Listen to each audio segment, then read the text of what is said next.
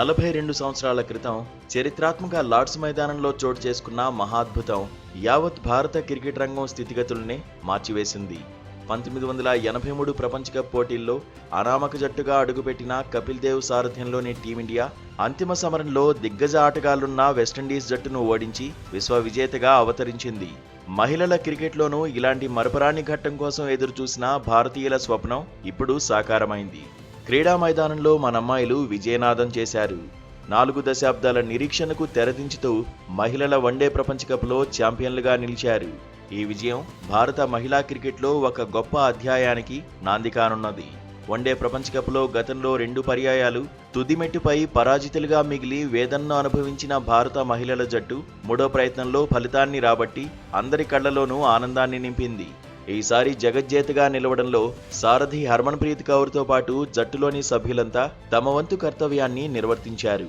Group దశ పోటీల్లో బ్యాట్తో స్మృతి మంధాన, ప్రతీకా రావల్, అమన్జోత్, రిచా ఘోష్, బంతితో దీప్తి శర్మ, క్రాంతి గౌడ్, రేణుకా సింగ్ అదరగొట్టారు.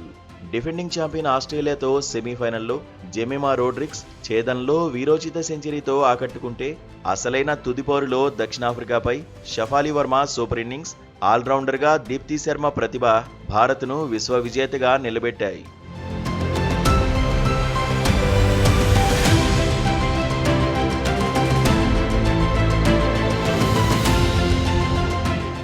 జట్టు విజయంలో కడప జిల్లాకు చెందిన బౌలర్ శ్రీచరణి రాణించడం తెలుగువారు గర్వించదగ్గ విశేషం. ఎంతటి అద్భుత ప్రదర్శన కనబరిచిన జట్టు సభ్యుల్లో చాలా మంది దిగువ మధ్యతరగతి స్థాయి నుంచి వచ్చినవారే. గ్రామీణ నేపథ్యం నుంచి కెప్టెన్ స్థాయికి ఎదిగిన హర్మన్ప్రీత్, కార్పెంటర్ అయిన తండ్రి చెక్కిన బ్యాట్తో కెరీర్ మొదలుపెట్టిన అమన్జోత్, 3 ఏళ్ల వయసులోనే తండ్రిని కోల్పోయి ఆర్థిక కష్టాలు ఎదుర్కొన్న రేణుక, పోలీస్ కానిస్టేబుల్ కూతురు క్రాంతి గౌడ్ వారిలో కొందరు మాత్రమే. భారతీయుల ప్రపంచ కప్ కలలను సాకారం చేసిన టీమిండియా క్రీడాకారుల వెనుక ఇలాంటి త్యాగాలు, పోరాటాలు, కన్నీళ్లకు కొదవేలేదు. ఎన్ని ప్రతికూలతలు ఎదురైనా పట్టుదలతో జట్టు కోసం శ్రమించి ప్రపంచ క్రికెట్లో భారత జట్టును నిలబెట్టిన మన అమ్మాయిల ఆట ప్రశంసనీయం. గతంలో సరైన ఆదరణకు నోచుకొని మహిళా క్రికెట్ను బీసీసీఐ తన చేతుల్లోకి తీసుకున్నాక వసతులు, పారితోషికాలు మెరుగయ్యాయి. పురుషుల, మహిళల జట్ల మధ్య వేతన సమానత్వాన్ని బీసీసీఐ ప్రవేశపెట్టడం మహిళా క్రికెట్లో ఓ ముందడుగు.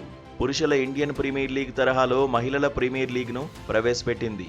ప్రతిభావంతులైన యువ క్రికెటర్లను వెలుగులోకి తీసుకువచ్చి వారు ఆర్థికంగా కుదురుకునేలా చేసింది. ఈ క్రమంలోనే మిథాలీ రాజ్, జులన్ గోస్వామి లాంటి సీనియర్ల ప్రేరణతో నవతరం క్రీడాకారిణులు సత్తా చాటుతుండటంతో అమ్మాయిల క్రికెట్కు అభిమానులు పెరిగారు. వారి మ్యాచ్లు వీక్షించేందుకు స్టేడియాలకు ప్రేక్షకులు పోటెత్తారు.